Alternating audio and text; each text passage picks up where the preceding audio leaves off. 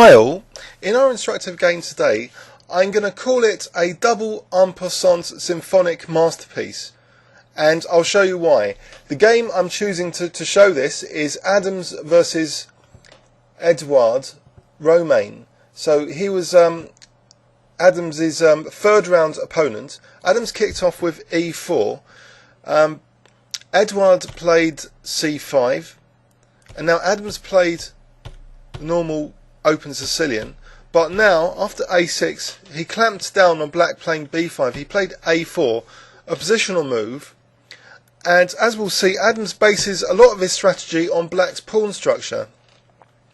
After bishop e2, black played e5, so potentially there's a big concession here of the d5 square, and it's interesting that Adams chose to get rid of a lot of the minor pieces very quickly before move 18.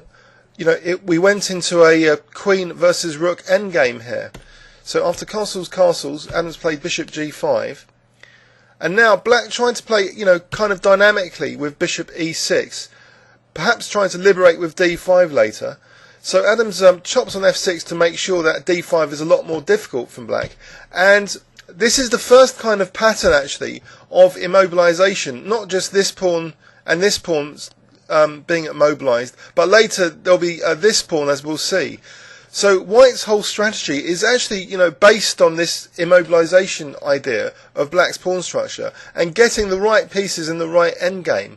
So after knight d5, rook c8, Adams now wanted to swap off these light squared bishops to further weaken d5, or cause a different form of concession, because if black doesn't want to take on g4, black ends up now, as in the game, with 3 pawn islands. So one here, and one here.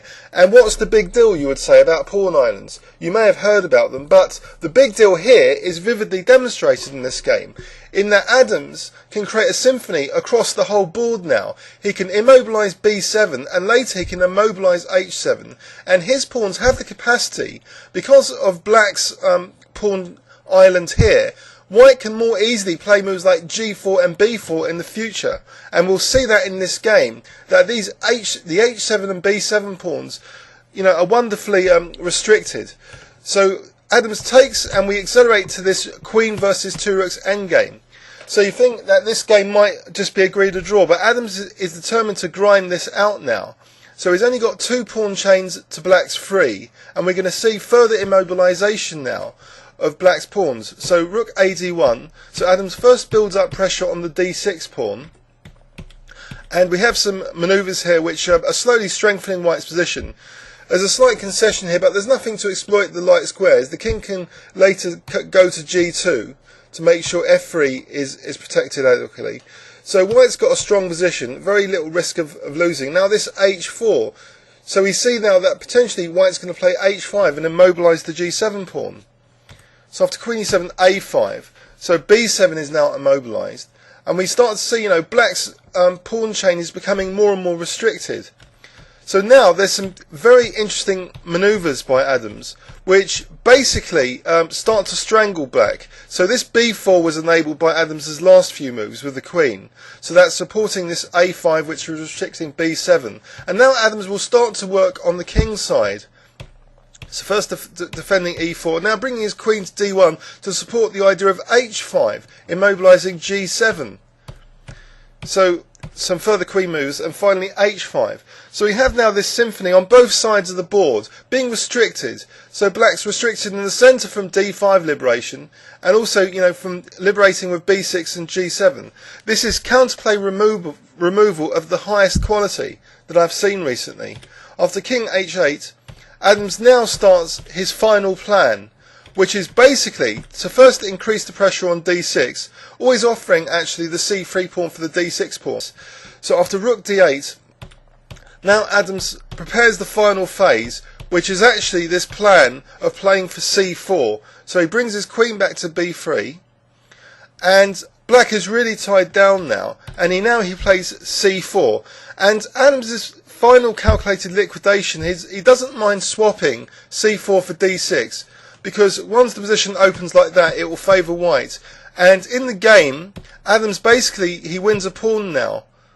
So after rook takes e4, queen takes e6, a further simplification into rook and rook endgame. But now Adams is a clear pawn up after getting into black's position like that.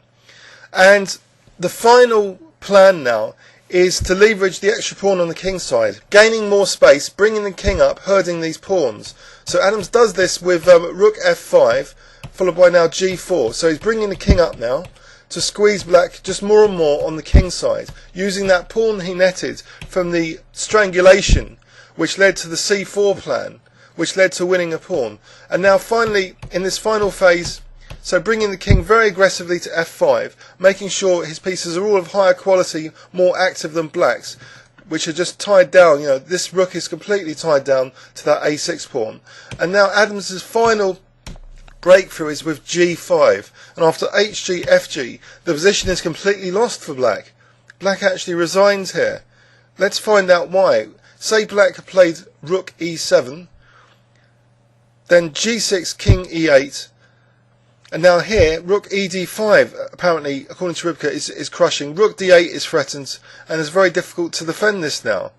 So here it's not just the threats of rook d8, but also h6, creating another pass pawn. So say g takes h, check, rook e7, and now g7, and this g pawn is decisive. So in this final position, it's really hopeless for black.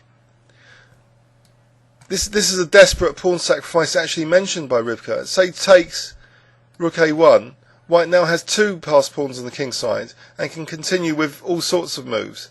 It's just hopeless. Let's have a look in overview and summary at this game.